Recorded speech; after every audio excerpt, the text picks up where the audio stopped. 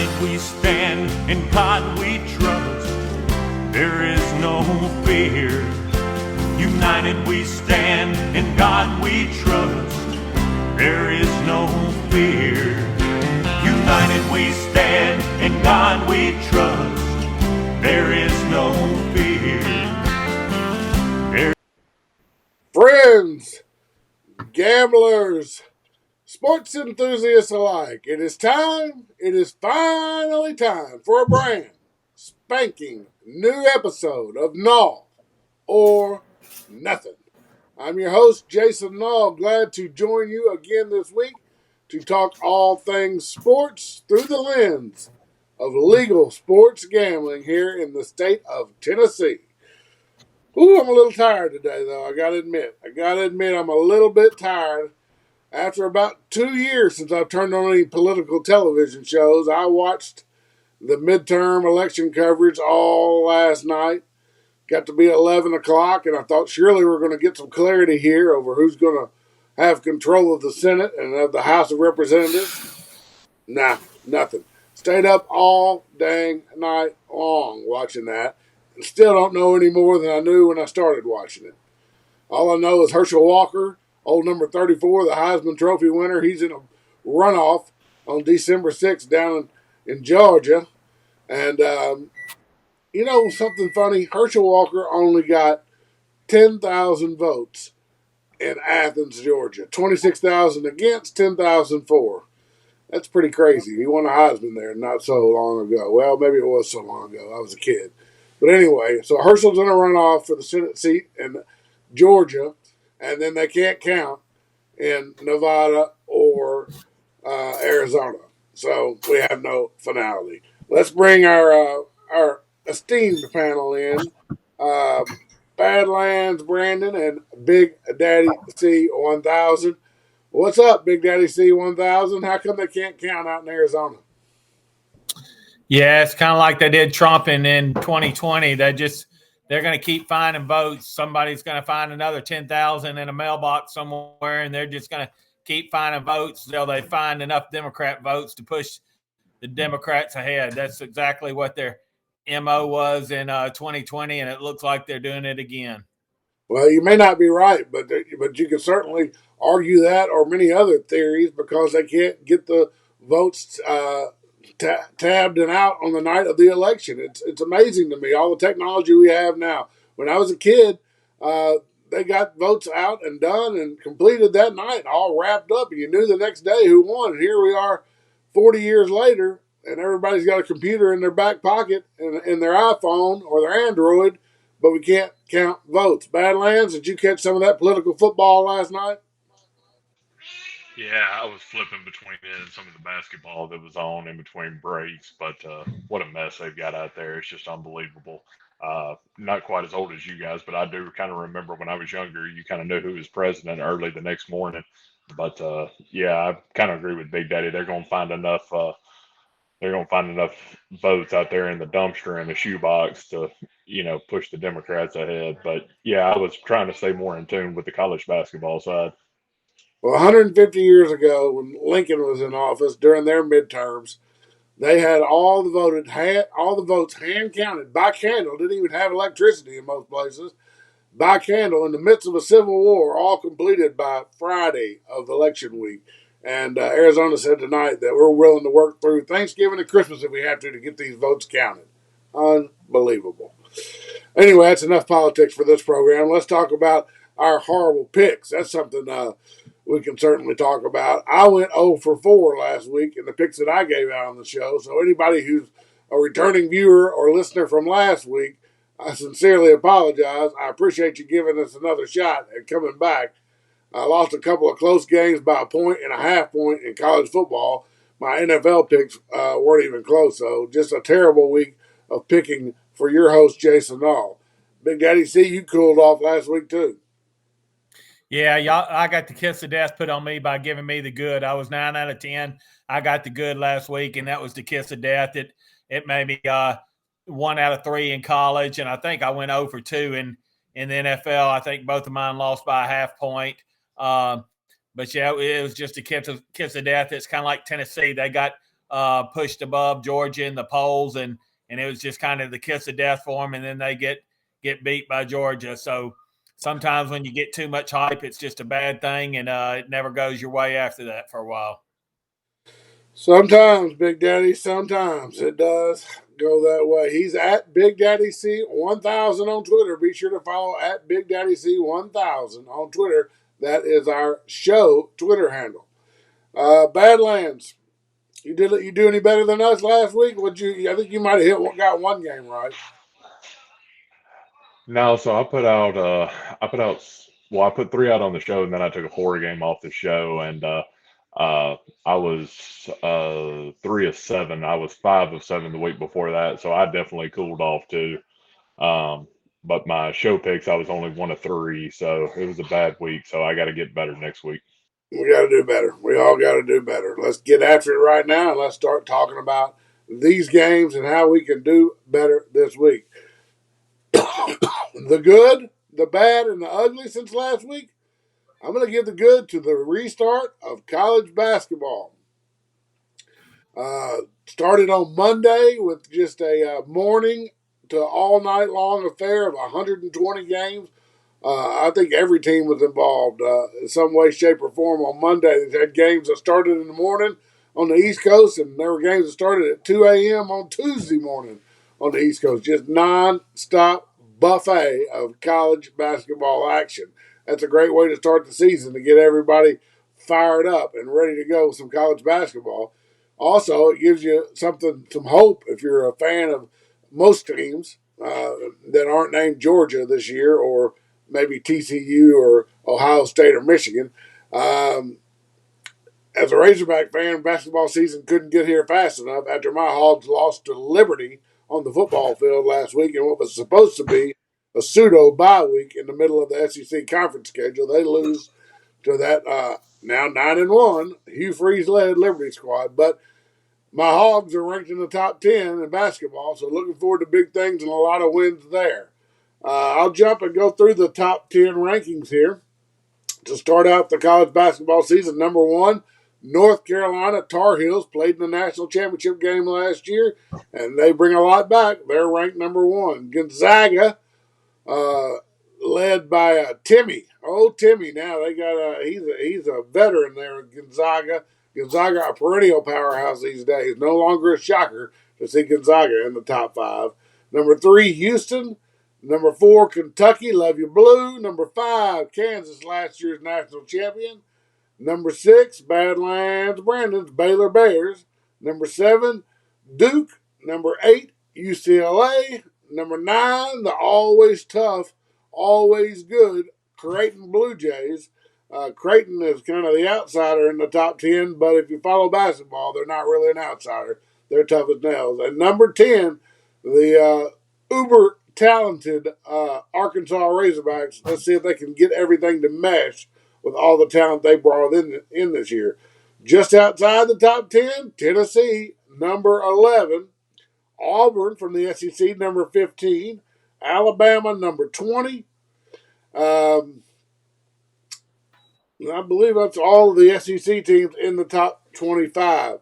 And not in the top 25, Big Daddy C1000, are your Memphis Tigers. However, they opened the season on Monday on the road playing an SEC foe in Nashville, beat Vanderbilt. What's you expecting from the Tigers this year? They finished strong last year.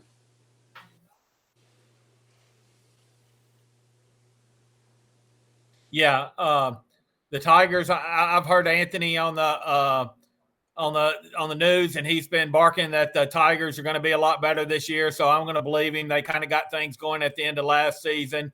So our trip to North Carolina got canceled. So my wife kind of had ants in her pants wanting to do something, and me and her are going to pack it up and I think go down to maybe Tunica, and I'm going to maybe look for the Tigers on the board to see if I can't get them maybe to win their conference, or maybe hit the last 4 in the turn or something, and see if I can't get some big odds and put a little pizza money on the Tigers. Yeah, so Anthony Penny Hardaway, the coach of the Tigers, former NBA player and Tiger great, started out slow last year. Looked like it was a dumpster fire, but he brought them back around. They gave Gonzaga a heck of a game in the NCAA tournament right before Arkansas knocked Gonzaga out. Yeah, Tigers. I'm surprised they're not ranked really as good as they finished last year, but we'll see. Might not be a bad way to sprinkle a little pizza money out there on your Memphis Tigers. Badlands, Baylor, number 6. What do you think about Baylor? Are they ranked just on reputation, or are they really a top 10 quality team out there in the Big 12? I don't know. I would say this pretty much without bias. I think Baylor's ranking is probably a little too low. I think they should be ranked higher than what they are with the talent that they've got, the addition of Keontae George. They're still got one of their starters out in JTT. We expect to have him back hopefully come around December, the first of the year. But they got a lot of bigs and they got some guys that can shoot. But I was kind of disappointed with their ranking a little bit. I thought they should have been a spot higher, but they get Gonzaga in a non-conference matchup, so we'll find out real quick how good they are. Yeah, we will find out quick about Baylor. That's a great early season matchup.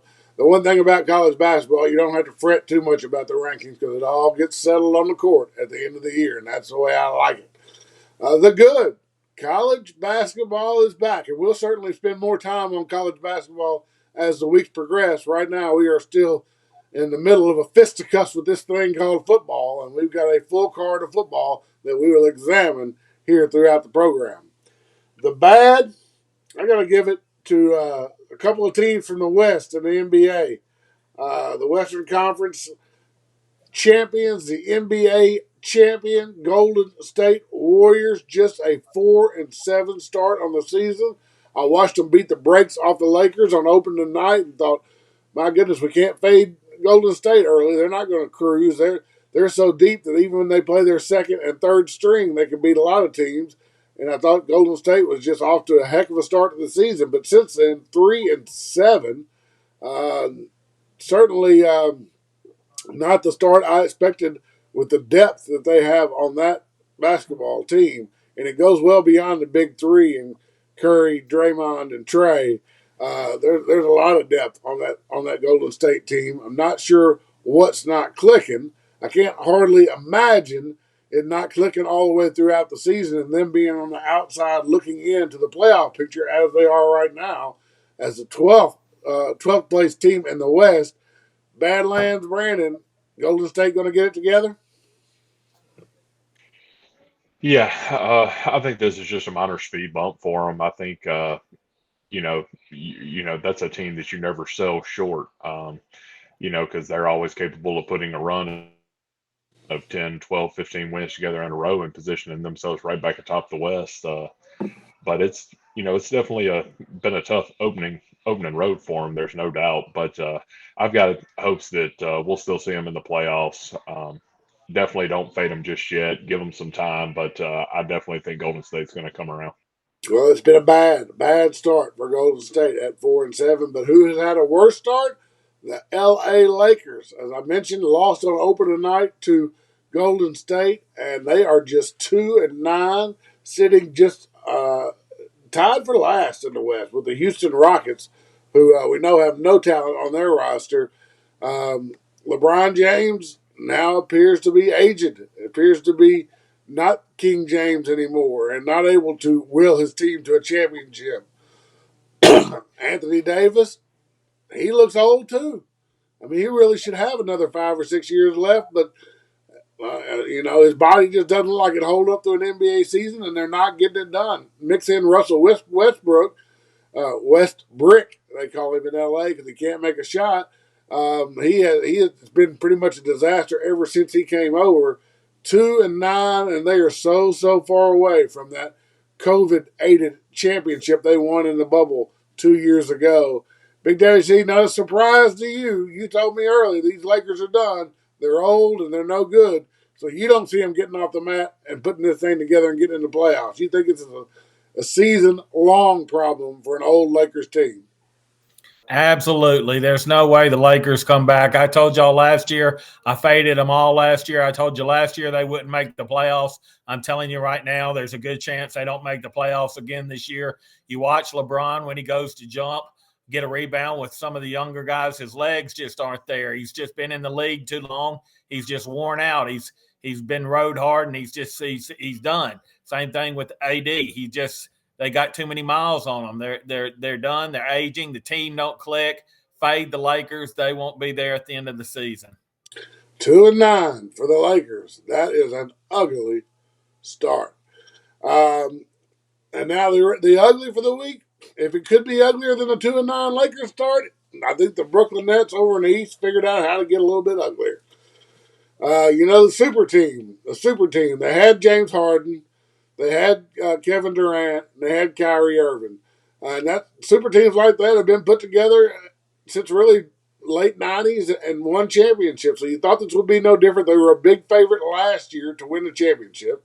Couldn't stay healthy, couldn't get on the court together. Kyrie Irving unvaccinated, couldn't play home games. It never came together. They did make the playoffs, but they were swept by the Celtics in the first round and out the door so early. Well, in the off season, it was tumultuous. James Harden actually left at the end of last year in a trade to go to the Sixers, where the Sixers send over the defensive guy. I can't think of his name right this second. That can't shoot. I'll bring it right back up. And in a trade for Ben Simmons, they send Ben Simmons to the Brooklyn Nets at the end of last year. So trade out Harden for Simmons. Simmons never takes the court last year with some sort of mystery back injury. He didn't play at all last year in Philadelphia or Brooklyn. And into the offseason they go, and the talk is about firing Steve Nash. But somehow, and trading Durant. None of that happens. Durant stays there. Kyrie's back. Ben Simmons is back. And then Nash comes back. Supposedly him and Kevin Durant had a talk this summer. They agreed to have a proper working relationship with the eyes set on winning a title. Well, they start out 1-4. Nash gets the axe. Nash is fired already for the Brooklyn Nets. What happens next? Kyrie Irving forwards an insensitive tweet, retweets a link to an anti-Semitic movie, and he is now suspended for the way he handled that. Kyrie Irving always has been out there with everything from flat Earth theories. He's an anti-vaxxer, and now throw in this movie tweet to this independent movie that is deemed anti-Semitic, and Kyrie is now suspended indefinitely for the Nets. He met with uh, the NBA officials today. There's a long list of things he can do to get back on court. It appears he's willing to do them. We'll see when and if Kyrie Irving gets on the court. Uh, Ben Simmons, he's played about half his minutes available this year. Still not a scoring threat at all. Afraid to shoot the ball. Is a good defensive player, but he can't get on the court to contribute. And that leaves Kevin Durant to do it all himself, and it's just not working out. The Eastern Conference, you'll find the Nets in the 12th spot, just 4-7 on the season. What a toxic mess in Brooklyn with this supposed super team. Badlands, what are they going to do? Just blow it all up at the end of the season? This is Kyrie's last year on his deal. Durant still has 2 more after this year, but it has not worked out for the Nets and their super team. No, not at all. And I think I was on the phone with you a week or two ago, and I believe we both agreed that you could go ahead and start fading the Nets now, even this early in the year. You know, the chemistry's not there. You got Kyrie, instead of rallying the guys, trying to get them in a position to maybe make a move in the East, but he's too worried about retweeting independent films that have anti-Semitic ties. I mean, it's just not good. I mean, there's nothing good about it, and I mean, it's ugly. In fact, that the fact that where his mind should be is on basketball and helping Brooklyn bring home a championship. But I'll say it now. I've said it before. Fade them now, fade them quick. They're not going to be there. It's a dumpster fire in Brooklyn, and it's just going to continue to get uglier. A dumpster fire for sure. I'm not sure how much basketball Kyrie Irving likes to play anyway. Last year, I think he kind of liked it. He only had to play half the games due to his vaccination status. And now this year, he's found a way to get an early season break. The guy doesn't play a lot of games. That's for sure. A heck of a talent. Really interesting Twitter follow, but my goodness gravy. What a mess we've got in Brooklyn. That is the ugly. We're going to grab our first break. Don't go anywhere.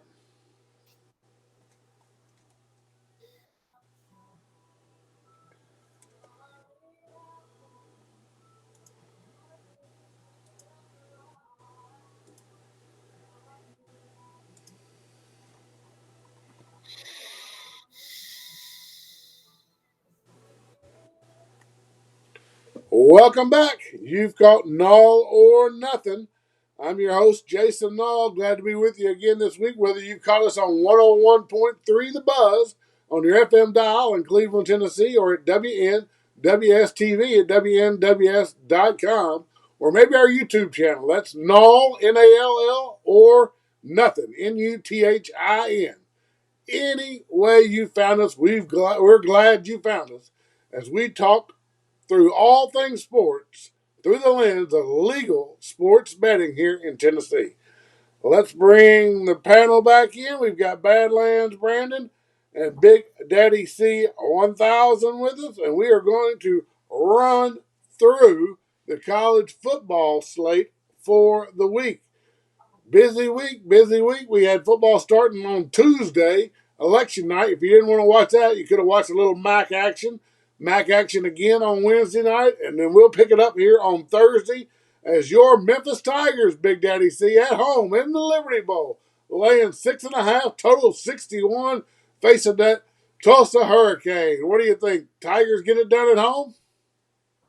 Yeah, the Tigers have just not really been very consistent this year, but I'll take them at home. I'll lay the 6.5 and hope they get the job done against Tulsa.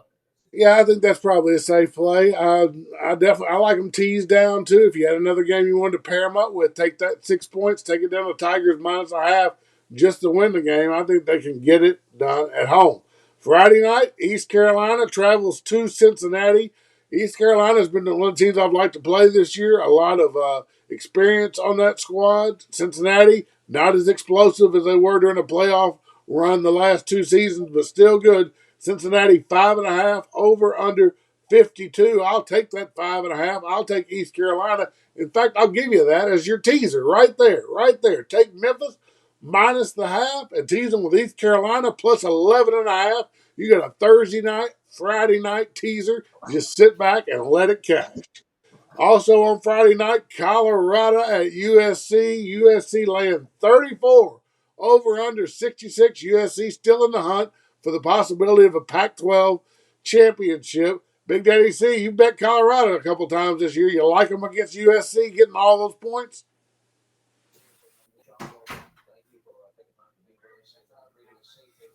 I'm going to say he does not like them this week getting all those points. Big Daddy C, Colorado plus 34 at USC. That's your team, the Buffaloes. What do you think? Yeah, I've rode the Buffaloes a few times and cashed on them twice, I think, but I don't know. 30's a lot, but I don't think I can take them here. If I were to play, I'll take USC, but I don't have much of a feel for the game. But I definitely won't be taking the Colorado Buffaloes. All right, let's move it on to Saturday's card now. This is when you'll be down.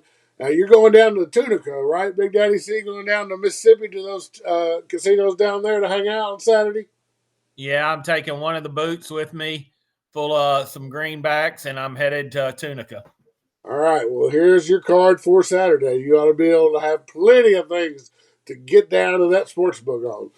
Started off with 11 a.m. Central and 12 o'clock noon kickoffs. We got Missouri up here at Rocky Top facing Tennessee. Tennessee coming off the game of the century where they lost handily at Georgia last week. Georgia's defense had an answer for Tennessee's offense. Never got on track with that high-powered offense of Tennessee. I will say this. I thought Tennessee's defense played pretty good, holding Georgia to 27 points. But anyway, now Tennessee tries to rebound against this scrappy Missouri squad. Tennessee laying 20 over under 56.5. Badlands Brandon, which Tennessee team you going to get? Down and dejected or ready to go and get back after it? No, you're definitely going to get a re-energized Tennessee team here. You know, you and I were talking about Tennessee's chance in the playoff after that loss to Georgia. And, you know, Tennessee's going to be reinvigorated, I think, in this game. I think they're going to get up and prove that Georgia was just the better team that day. Um, but Missouri, I'll give them credit where credit's due. Scrappy team, but I think this is Tennessee. So I would just lay the points and take Tennessee in this one. Give me Missouri. Give me the 20. I think there might be a little bit of a hangover for Tennessee. All right, LSU at Arkansas. Another early game. I don't understand this line. Normally, when I don't understand a line in a game, I take the side I don't understand and say somebody knows something. But this being my team in Arkansas, I don't know how they could what they could possibly know. LSU is just a 3.5 point favorite in Fayetteville, over under 62. LSU just beat Bama in overtime at home last week. Arkansas just lost to Liberty at home last week. Arkansas's top two defensive backs got in trouble, got arrested on Saturday night after the LSU game. They're not playing in the game, and already porous Arkansas defense just got a lot worse against LSU. One of my favorite games of the week, and just a huge big play for me, is take LSU, lay the 3.5. I'm not worried about it. I think LSU wins this by 2+ touchdowns. I don't see how Arkansas can score on LSU, at least not enough to keep up with the amount of scoring that LSU should do on this Arkansas defense. I love LSU laying the points here. Badlands Brandon, uh, why is LSU such a small favorite? Yeah, this is one of those lines I don't really get either, especially after that embarrassing loss that Arkansas had to Liberty. I mean, they couldn't stop Liberty for anything. So, with all that going into play, I mean, LSU, I would think, is probably going to be more offensively talented than Liberty was, and Arkansas couldn't stop them. So I don't know what's going on with this line, but I like your play here. Definitely take LSU. But if I was Arkansas, I would just find a way to contain Jaden Daniels. Yeah, good luck with that. I think you lay the points with LSU. You don't try to overthink this one.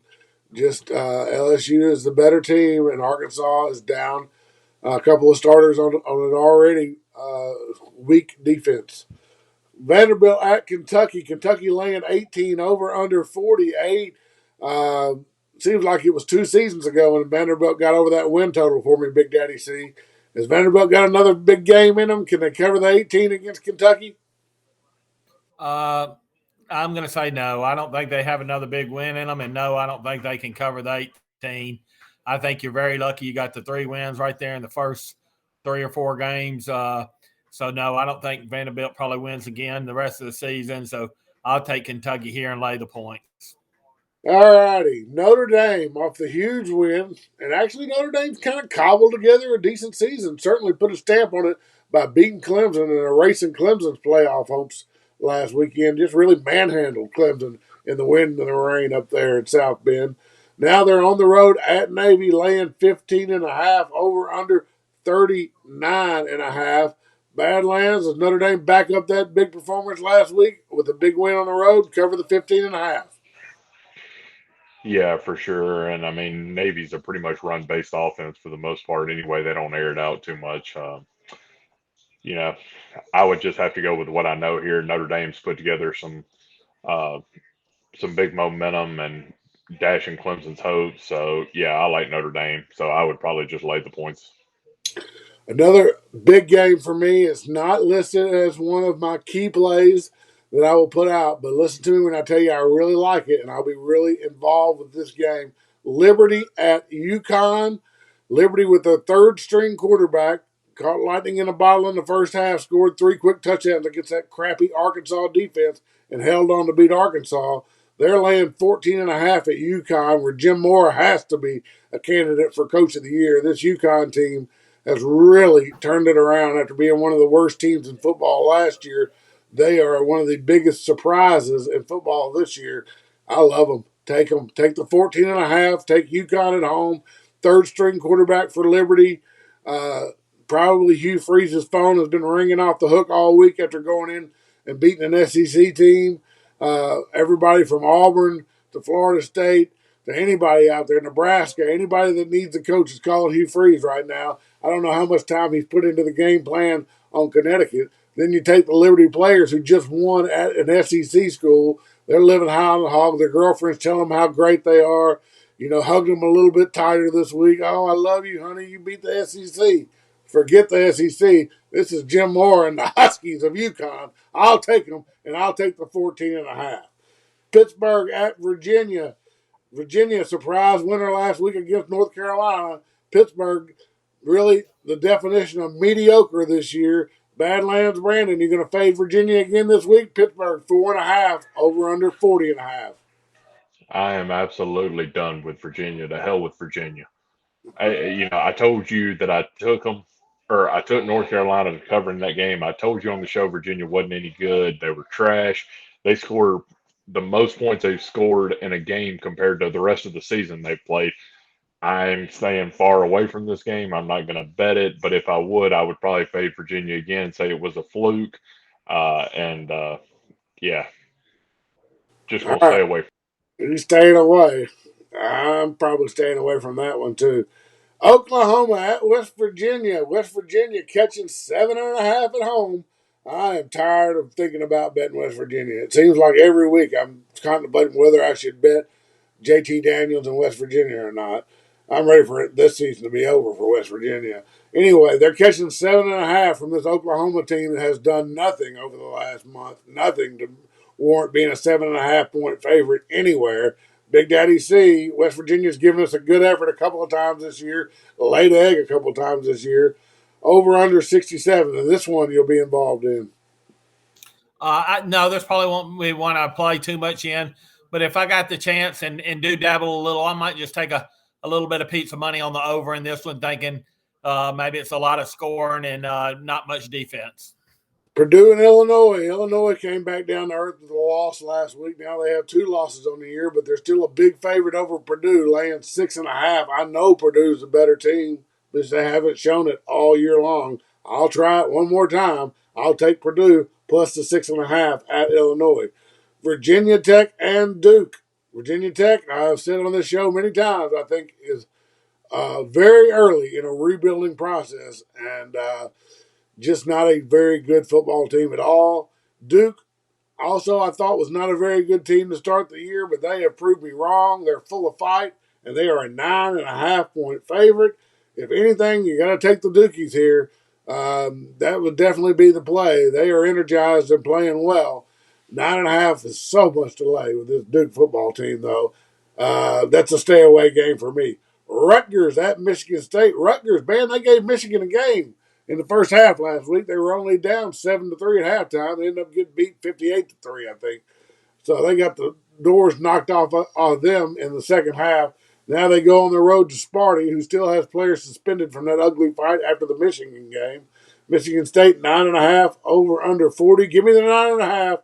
Give me Rutgers. Still trying to make a bowl. There is Rutgers. SMU at South Florida over under 72. SMU found themselves with Houston in a basketball game last week. I think the final score was 72-67 or something like that. Now another huge total. Just keep riding those overs with SMU. Take the over 72. Let me find our next game of interest. Here it is. Alabama off a loss down in the swamp. 2 losses on the year for Nick Saban. On the outside looking in. There'll be no college football playoff for Alabama this year. And I, for one, am happy about that. Now they go to Ole Miss. Ole Miss still has aspirations. Just 1 loss. Hoping to win the West. They're going to need some help. They're going to need someone to beat LSU. But they just had the 1 loss. They're catching 11.5 over under 64.5. Big Daddy C, this is one of your plays. Yeah, this is one of my big bet plays, and I believe it was about 2 weeks ago we talked about fading Ole Miss the rest of the season, and you played them or you took A&M against them, and they ended up beating A&M. But I think now is the time you can fade Ole Miss the rest of the season. I don't think they'll win a game out from here on.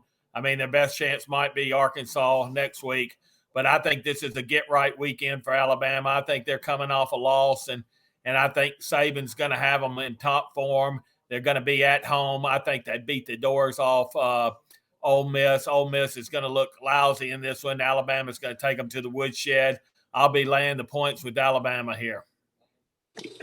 Badlands, Big Daddy C says Alabama. What do you think? Alabama or Ole Miss right there in your backyard? He's not going to be happy to hear me say this, but I'm going to ride his play with him. I don't think Ole Miss has been any good all year. They started out the year 7-0. Everybody was clapping and cheering over there and holding hands in Oxford. They were so excited. They didn't play anybody. They didn't play anybody. First team they played that was decent, what happened? They got a loss. Alabama's much the superior team.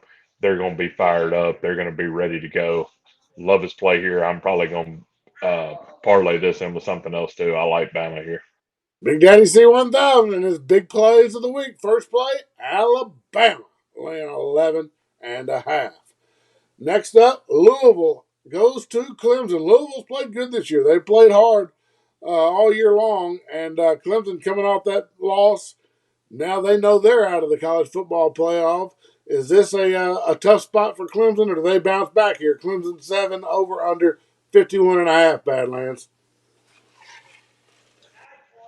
Yeah, I'm probably going to stay away from this one. I don't have much of an input here, but if I was going to do anything, I might take a shot on the over in this one. Over, he says, maybe in the mission. Excuse me. In the Louisville Clemson game. Clemson not known for scoring points, so we'll see. That might be a tough over to get up. Nebraska on the road at the Big House. Michigan, now the number 3 ranked team in the college football playoff series. They host Nebraska, who is just looking to end the season. Michigan 30.5. That line steamed up from 28 over under 48.5. Big Daddy C. Tell me why you like Michigan. Yeah, that's going to be my second big play, and I do like Michigan here. I think Michigan will be playing hard. I think that they'll be trying to run it up as much as they can. I think they're going to want to play hard to stay in that top 2 or 3 rankings. And what's Nebraska got to play for? We know from the season opener when they got beat, I think it was to Northwestern over in Ireland, that they're no good. So I just think Nebraska's not good, and Michigan has a lot to play for. So you take Michigan here, you lay the points, and you're going to be a winner. All right, Big Daddy C. He's going to be getting that on that heavy steam down there at the Tunica Casino. He'll step up and say, "Give me Michigan, laying the 30.5." Tulane hosting UCF. Tulane's been one of my teams all year long, and there's no reason to stop now. They're a small favorite at home, just 1.5 points. Let's take them. Let's say they can keep the winning ways going and take care of UCF and Gus Malzahn. Skipping on down the line, let's go to Miami, Florida, and Georgia Tech. Miami got beat like a drum by in-state rival Florida State last week. I think Big Daddy C called that one. Now they're on the road at Georgia Tech. Georgia Tech, no good, rebuilding, no coach, and it's a pick 'em. Mario Cristobal, what have you done? What a horrible opening season for Miami. I would take Georgia Tech there just because Miami has been so bad and gutless. Make Miami beat you is the way I look at it. Kansas at Texas Tech. Texas Tech guns up, played TCU hard but couldn't hold on. Got outscored in the second half. Kansas, they took care of business and lowered the boom on Oklahoma State again. Second week in a row, Oklahoma State's got clocked in the state of Kansas. Texas Tech 3.5. Give me Kansas, man. They got more to play for. This is a big season for them. Every win mattered. I like Kansas. Washington. I liked Washington last Friday night. I liked them laying the 4.5 against Oregon State. You know what happened there? They won by 4. I lost by a half. Now they're at Oregon, catching 13.5. Couple of good quarterbacks here. This is the quarterback matchup is what this game is. Over under 72.5. Big old total out west. Big old matchup. Oregon has not been pressed since the Georgia game when they got the doors beat off of them. They have beat the doors off of everybody else since then. I think they get pressed here. I'll take Washington. I'll take them plus the 13.5. Georgia at Mississippi State. Georgia off the big win, defending, starting the defense of their national championship last year. Didn't like that Tennessee was ranked number 1 in the bowl playoff series coming into Athens, and they thumped Tennessee. Now they're on the road in Starkville, seeing if they can cover a 16-point spread over under 53.5. Badlands. Brandon, where are you going with this one? Well, you go with the trend. The trend is always your friend, and the trend would definitely point in Georgia's favor. I think Mississippi State will be lucky to even score in this game. This could be another Alabama game for Mississippi State where they didn't even score. Georgia's the much better team offensively, the much better team defensively. This line could probably be Georgia minus 26, and I would probably still take Georgia. I think Georgia's just going to wipe the floor with State. So the fact that it's a night game in Stark Vegas doesn't matter to you, huh? The Georgia defense just too strong. State and Mike Leach and company will not be able to get the offense going. Yeah, no, definitely not. And I mean, State is, their bread and butter is going to be that, 3 to 6 yard pass that they like to run to the check down receiver. I think Georgia knows that. Georgia's got the secondary speed to keep up with the receiver, so I don't think there's any way that this game is even close. Big Daddy C, can Bully keep it close in Starkville, or is Badlands Brandon on the right favorite here? I can just guarantee you this. This is the one thing I do know about this game is that the Bulldogs will win the game. That's a good answer, Big Daddy. See if you can get down on that in the Tunica sports book. All right, Badlands Brandon, his clown pick, first one, Georgia minus 16. We're going to leave it with you, Badlands. It's the next game on the board is Baylor.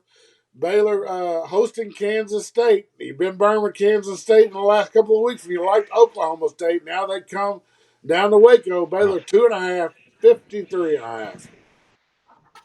Well, I'll go ahead and tell you now, I'm caught in a trap here. I know I'm caught in a trap. Big Daddy likes to remind me all the time that you try to beat them one week and then you get off and then you try to get back on them, and that's what I'm trying to do. But I do have a reason for doing this.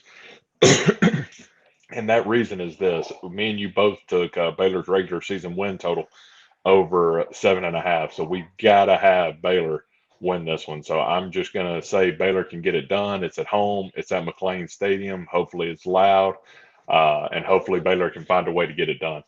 Yeah, I'm hoping so too. You got me on that season win total when you went down there in the preseason and came back with all that inside information. And now we're hanging on for dear life. But let's see. This is definitely one we have to get handled if we're going to get that season win total home. Badlands Brandon, his clown picks. He likes Baylor. Small favorite at home, 2.5. All right, we're going to round out our college football segment with my final big play of the week, my Play Tour X Birdie play of the week in college football. Badlands just referenced being caught in a trap. Well, your host, Jason Nall, is caught in a trap because I am down the rabbit hole trying to fade TCU. And now they pop this big, eye-catching Texas -7 line on you like they're begging you to bet the number 4 team in the college football ranking, TCU. They're ranked number 4 in the college football playoff rankings, and they're catching 7 in Austin. Come on, man. Give me those 7. Give me TCU. No way. Not so fast, my friend. I'll take the Longhorns. I'll take Sarkeesian. Sark after dark, Badlands Brandon. Laying the 7 over TCU. What could go wrong, Badlands? Uh, um, TCU could win 45-0. That could be that could happen. But TCU, I think, is a good ball team. That's another team that my Bears still have to play later in the year. But you know, being being at DKR, I mean, Texas might find a way to get it done. But not really a huge fan of your play here. But I'm gonna try to get it up for you anyway.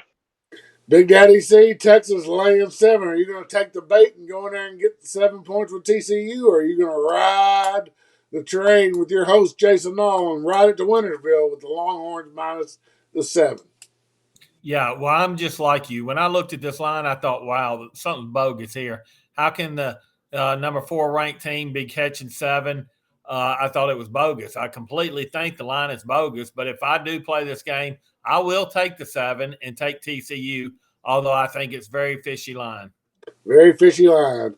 Hook 'em horns. Take the Longhorns minus the 7. And that is your final College Tour X Birdie play of the week. As we go to break, I'm going to go over our college picks and leave them on the screen here for our YouTube viewers and our viewers on WNWS.TV. Uh, let's see here. All right. Best bets, college football summary. No, I like Texas minus the 7. I like LSU minus the 3.5. Big Daddy C1000 lays the heavy jumbo with Michigan minus 30.5 and Bama minus 11.5. Badlands Brandon, heavy jumbo, Georgia minus 16, and then his Baylor Bears minus 2.5. That is your best bet for college football. Don't go anywhere. We will be right back.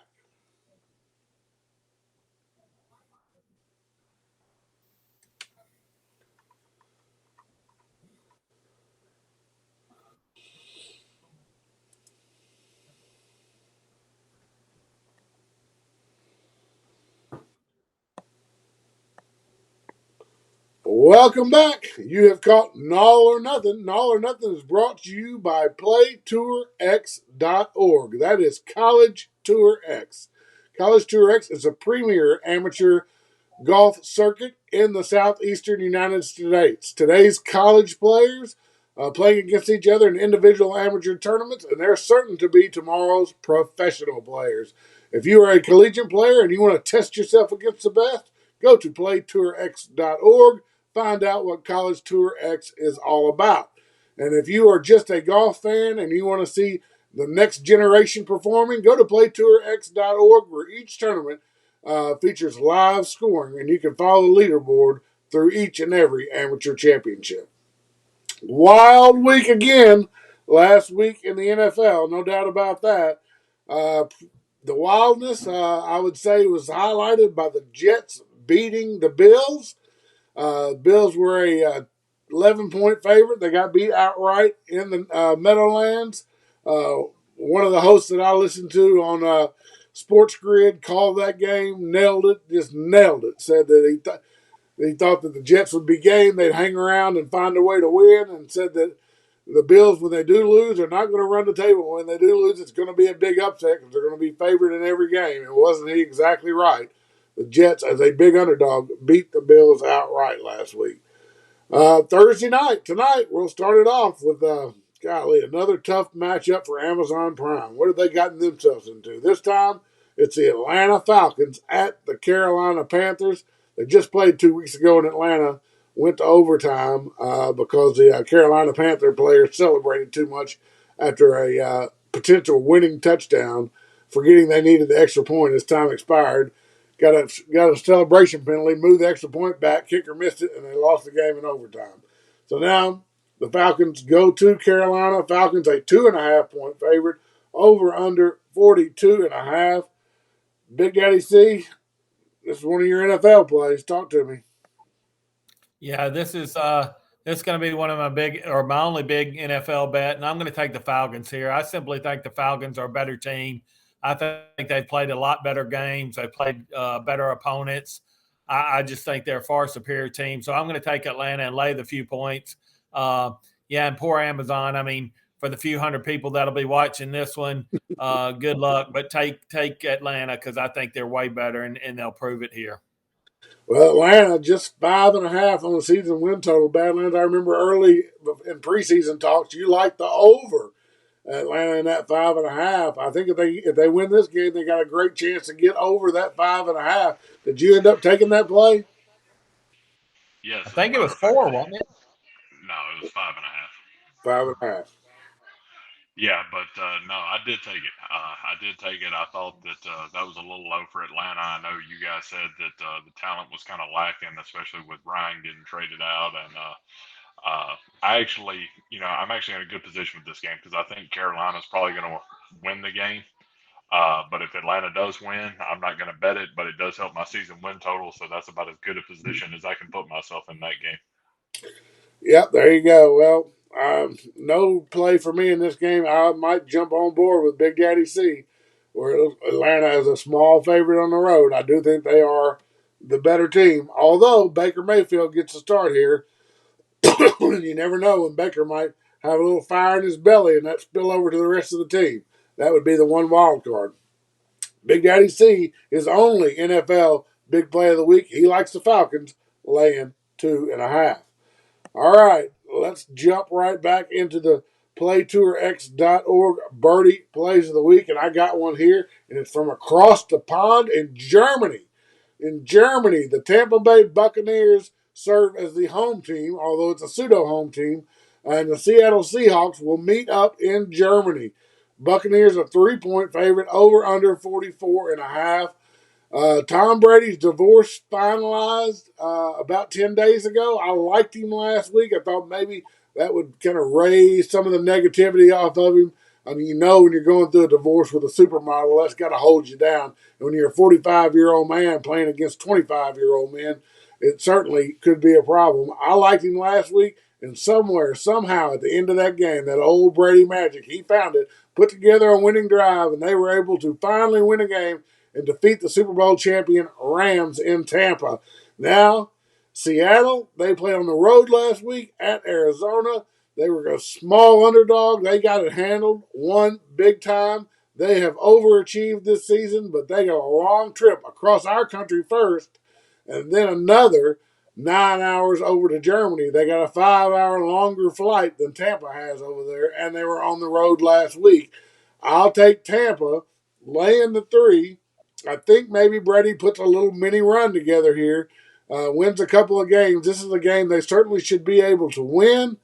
I don't love the fact that it's in Germany, but I think the advantage there is less travel, less airtime for Tampa, and they had a home game last week. And I think Brady, with the divorce now finalized, water under the bridge, he already knows how much money she took him for. I think he's going to have a couple of good games in a row. That is my birdie play of the week, and I'm going to tie them all into parlays. So I got a 3-game NFL parlay. First leg, take Tampa Bay on the money line, minus 165. Brady gets it done in Germany. All right. What do you think about that theory, Big Daddy C? Divorce finalized. Brady had a game-winning drive last week. He's feeling better about himself. Maybe gets a couple wins in a row here. No, I think it totally stinks because what you're not figuring is Brady's got new controversy on his hands. He was part of that FTC, some kind of Bitcoin type deal, and they're about to go bankrupt. And there's tons of people just losing bukus of money, and him and his ex-wife are 2 of them. So I think he's got new worries on his head about losing big bukus of money, maybe that he put in that FTC. And as far as the travel time, I think that Seattle can just fly north right over the North Pole, and it's about as short a travel time for them. So I don't like your pick. I'm going to be taking Seattle in this one. They can't fly north over the North Pole. They'll end up in Russia. No, they got to come. When I went to Europe, that's how we went. We went to Canada and straight over the North Pole and right into Europe. So I think it can be done. Maybe so. Maybe so. Well, that's all right. Give me Father Time. Give me Brady. I'm not worried about the Bitcoin scandal at all. The fine wife left him, took half his money. He's already come to grips with that. He's going to win another game this week. Take him on the money line. I'll tell you how the parlay works here as we get down the card. New Orleans Saints, they laid an egg on Monday night at home. Weren't ever a factor in that game against the Ravens. And now they go to the Pittsburgh Steelers. Steelers coming off a bye week. Steelers not look good this year either, for the most part.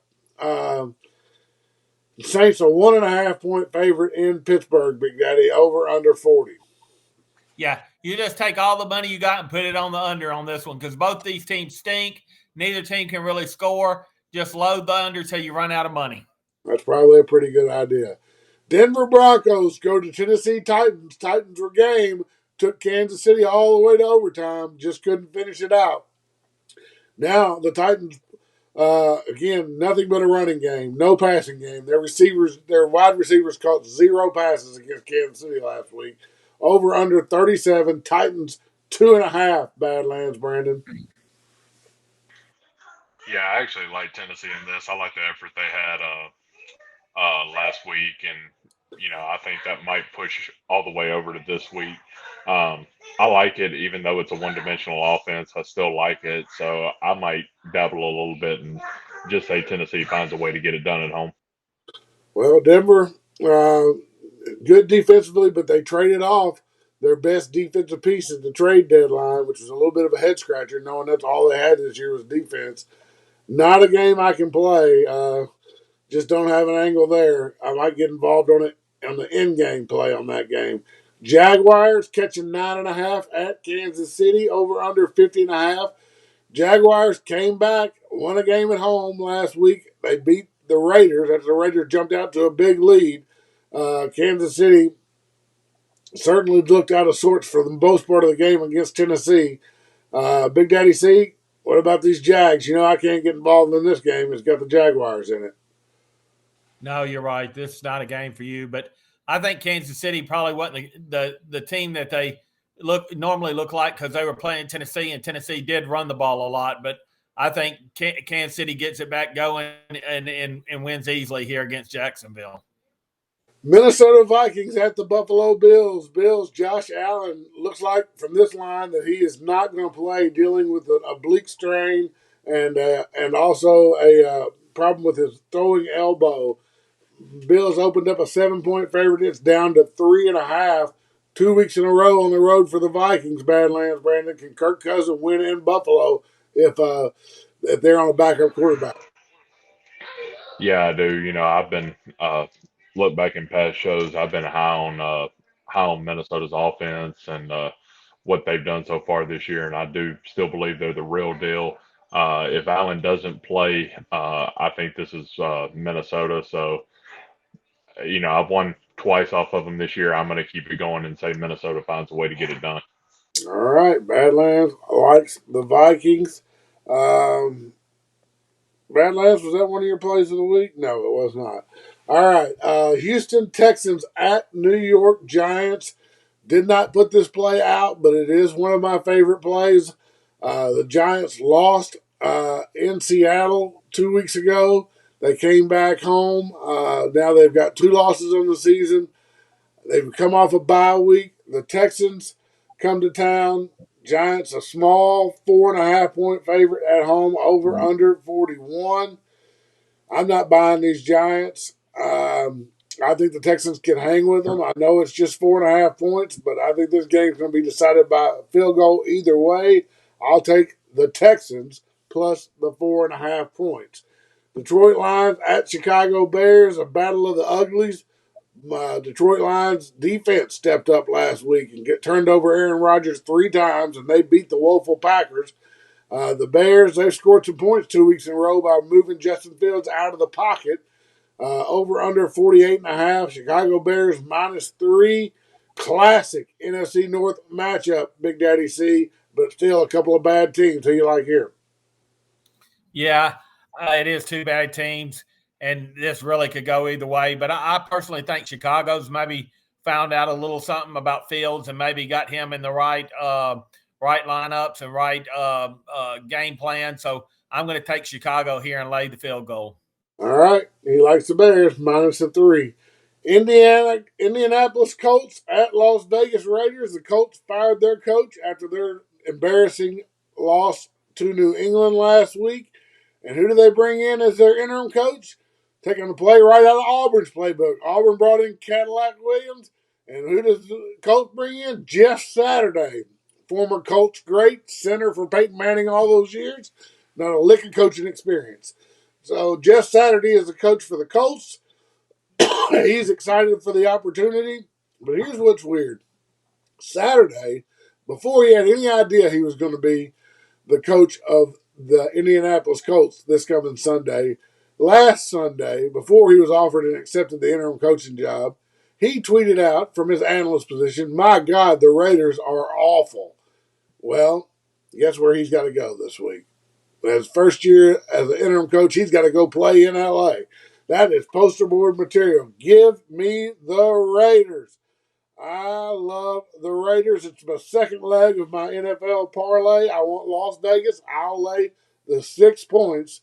They're better than the Colts. I know Las Vegas has let me down at times this season, but I feel a big effort in the desert from Las Vegas this week. And the Colts, they're just not very good. We learned that week 1 in our survivor play when all they could do was tie Houston. I'll take the Raiders -6. That'll be the second leg of our NFL parlay.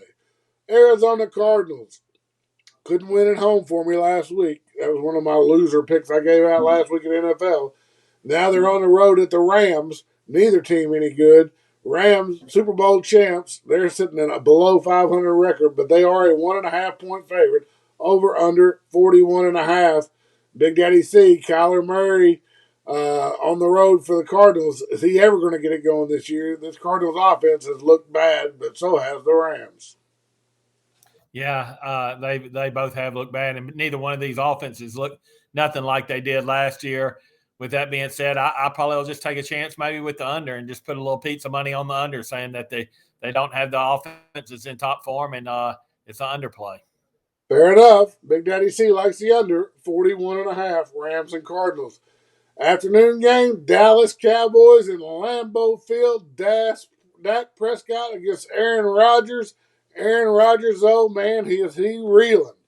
Loser of 4 in a row, just lost to divisional rival and perennial down team, the Detroit Lions, last week. Badlands can't get to the window fast enough to bet these Dallas Cowboys laying just 5 in Lambeau. Tell me why, Badlands. I think you just summed it up on your intro there. They got beat by the Detroit Lions, and you're not going to convince me that Dallas is worse than Detroit. You could talk rest of the night and probably still not convince me. Uh, Prescott has looked good in his return so far, I think. Aaron Rodgers, on the other hand, has looked really bad. Uh, in his last few performances. So everything just adds up in my calculator saying that Dallas gets it done.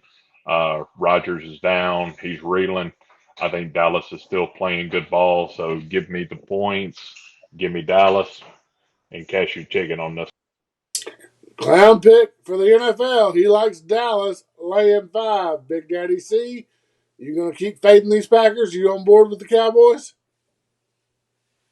Uh, I'm just saying, if somebody puts a gun to my head and I have to bet this one, I'll be on Dallas also because Green Bay just looks awful. Aaron Rodgers has nobody to throw the ball to, and Dallas has been relatively consistent. So I hate to be on the same side as the clown, but I do believe he is on the right side. So if I play, I will be taking Dallas also. Well, I think this might be a wake up spot for a decent effort at home from Green Bay, but I know Green Bay's not any good, and I don't want to start some kind of chase on Green Bay. So I'm definitely not betting Green Bay. This is another game I will probably put some in-game action on once it started. Maybe get involved once I get a feel for it. But I can't fault you, Badlands, Brandon. The Packers are terrible, and the Cowboys got it going on. Cowboys coming off a bye.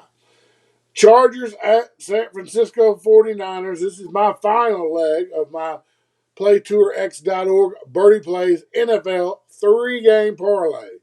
We're going to take San Francisco, laying a little bit of wood on the money line, minus 330 as the final leg of that parlay. San Francisco to win the game on the money line, minus 330. If that 3-game parlay gets there, that's Tampa Bay money line, Las Vegas minus 6. San Francisco money line is going to pay us 3-1. So that is our NFL Play Tour X Birdie Play Steamer parlay of the week. I had the Chargers last week at Atlanta. They got shithouse lucky to win that game, and it was such a small line, 2.5. It was easy for them to cover with the win because they kicked the field goal to win in overtime. But they can't throw the ball downfield. They have got no receivers. Their receivers are hurt. All they've got is the intermediate short passing game and a little bit of a running game. Their defense also injured, and San Francisco's coming off a bye.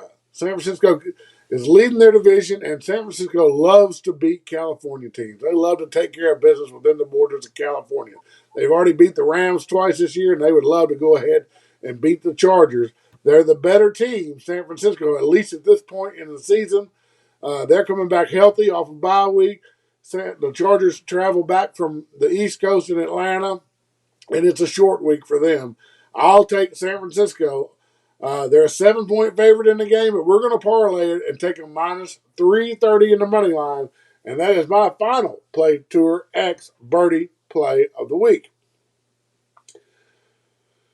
Monday night, Washington Commanders at the undefeated Philadelphia Eagles. Philadelphia played last Thursday night. Had a little bit of a tussle with Houston, pulled away late, won it by 9, I believe. They did not cover the spread. Now they're a 10.5-point favorite, over under 44 over the Commanders with Tyler Heineke at the helm at quarterback. Where do you see this one going, Big Daddy C? Eagles or Commanders? Yeah, I don't think the Eagles are going to go undefeated, but I don't think this is the week they lose. I like the Eagles 100% to win this one, and I will probably take them minus the points because I know the Commanders aren't very good. So I like Philly here. All right. Badlands, Brandon, interconference, interdivision rivalry. You take the points or are you going to lay the 10.5 with Philadelphia? No, I'm going to lay the 10.5 with Philly in this one. I think Philly's the far superior team in this one. I agree with Big Daddy. I don't think Washington is going to match up real well in this one. So I'm just going to lay the points and ride in. All right. Well, Badlands, Brandon, I hope you have a good week this week. I hope you get hot with some of your clown picks. Big Daddy C down there at the sports book at the Tunica Casinos. I hope you get hot and drag that boot in there with all that money you made the last few weeks. And let's hope you can double it, triple it, or quadruple it down there in Mississippi at the casinos. We're going to head out of here, close out the show by going over our best bet summary for the NFL. Nall, I like a parlay. Tampa Bay money line minus 165. Plus Las Vegas Raiders minus 6. Plus the San Fran 49ers money line minus 330. We're going to parlay those three together. If all three get there, we're going to get paid 3-1. Big Daddy C, Thursday night, he likes Atlanta, small favorite on the road at Carolina, minus 2.5. And Badlands Brandon wants to pile it on Aaron Rodgers and the Packers. Keep beating them while they're down. He'll take Dallas, laying 5 in Lambeau. For Big Daddy C1000 and Badlands Brandon, I'm your host, Jason Nall. It has been our pleasure, but we are out of here. I said, united we stand, in God we trust. There is no fear. United we stand, in God we trust.